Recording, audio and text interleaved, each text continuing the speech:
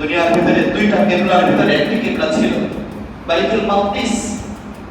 সেখানে গিয়ে সালাত আদায় করার সুযোগ হচ্ছে না। কেন? যেহেতু তারা স্বাধীন রাষ্ট্র পায় নাই।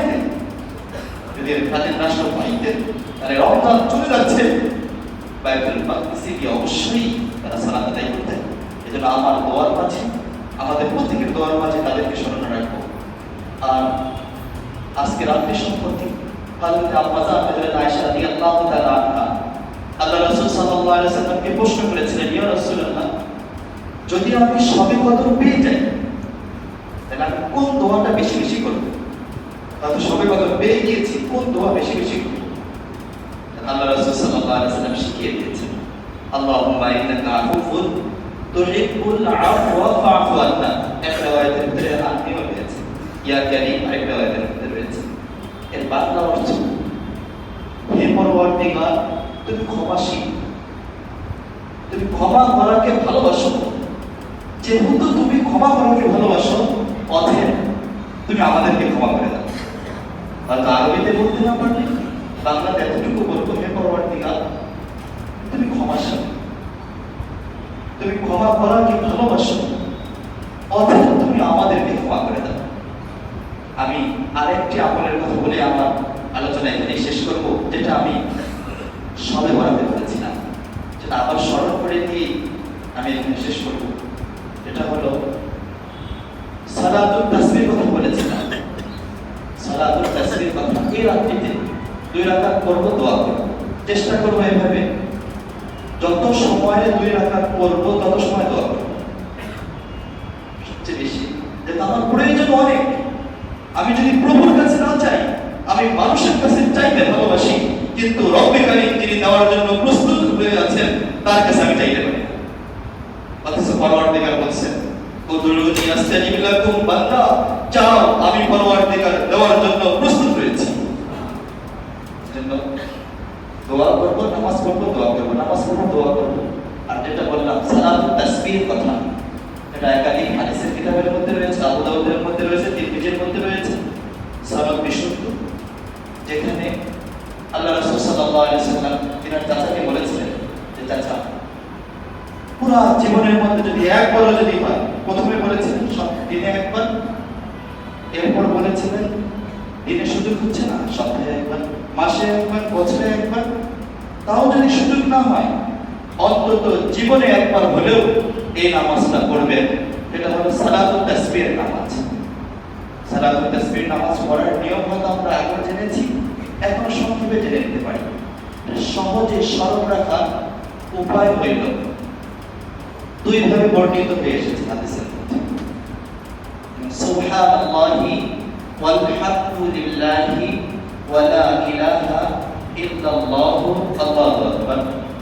এই তাসবিহটা 2 ভাবে পড়া যায়। একটা হইল, প্রথমে নামাজের নিয়ত করব 4 রাকাত, সুন্নাত নামাজের নিয়ত করব। অনেক সময় আমাদের ভুল হয়ে যায়, সবসময় এটা মনে রাখবো, যত নফল নামাজ রয়েছে, নফল অর্থ হলো অতিরিক্ত। নিয়ত করব সুন্নাত, কেন? যেহেতু আল্লাহ রাসূল বলেছেন নফলের নিয়ত করলেও হবে, নফলের নিয়ত করলেও হবে, সুন্নাতের নিয়ত করলেও হবে। আমি 4 রাকাত সুন্নাতের নিয়ত করলেও হয়ে যাবে, নফলের নিয়ত যদি করি তাও হবে। সুন্নাত যেহেতু আল্লাহ রাসূল বলেছেন তাই সুন্নাত, নফল যেহেতু অতিরিক্ত সেহেতু এটাকে নফল বলা হয়। তাহলে আমি নিয়ত বাঁধার পরে প্রথমে সানা পড়ব, সানা পড়ার পরে 15 বার এই তাসবিহ পড়ব, এটা শুনলাম 15 হলো। এরপরে সূরা ফাতিহা পড়ব, সাথে আরেকটি সূরা মিলিয়ে নিব, মিলিয়ে নেওয়ার পরে 10 বার পড়ব, তাহলে হলো 25। এরপর রুকুত তাসবিহ পড়ার পরে 10 বার পড়ব, হয়ে গেল 35।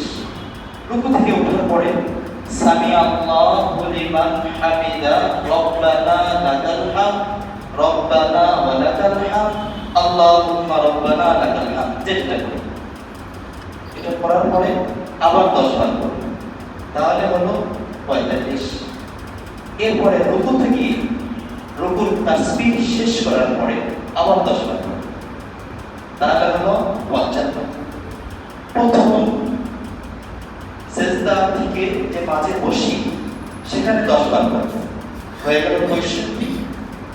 আবার রুকুতে সেজদা থেকে আবার 10 বার করব, হয়ে গেল 75। এটা একভাবে পড়া যায়।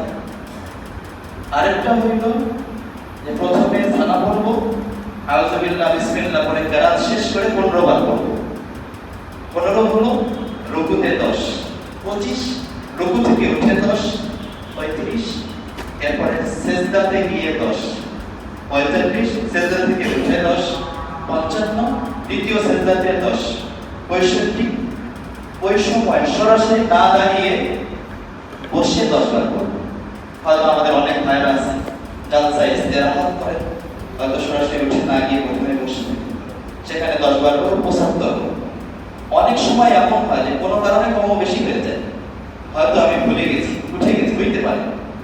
তাহলে যদি কোনো কারণে কম বেশি হয়ে যায়, এটা অন্য রাকাতে 4 রাকাতের মধ্যে যে কোনো রাকাতে সেটা আমি পুরো করে নিতে পারি, তাহলে এক রাকাতে 75 হইলে 4 রাকাতে 300 বার হয়ে যায়।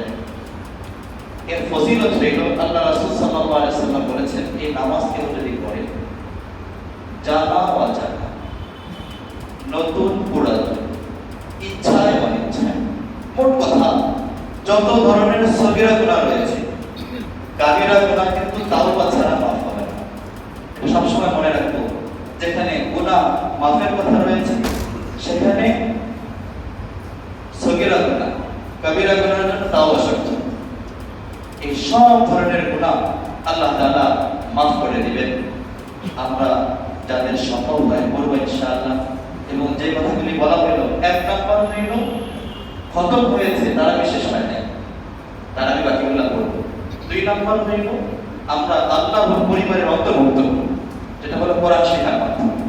3য় নাম্বার হইল আজকে যেহেতু আজকে 12 সামনে বেজর রাত 29 রয়েছে, ক্ষমা চাবো এবং এই নামাজটা পারবো ইনশাআল্লাহ। আল্লাহ সুবহানাহু ওয়া তাআলা আমাদের সকলকে যেভাবে ইবাদত করে আল্লাহ খুশি হন সেভাবে ইবাদত করার তৌফিক দান করুন। আমরা সকলেই বলি আল্লাহুম্মা আমিন। ওয়া আখিরু দাওয়ানা আলহামদুলিল্লাহি।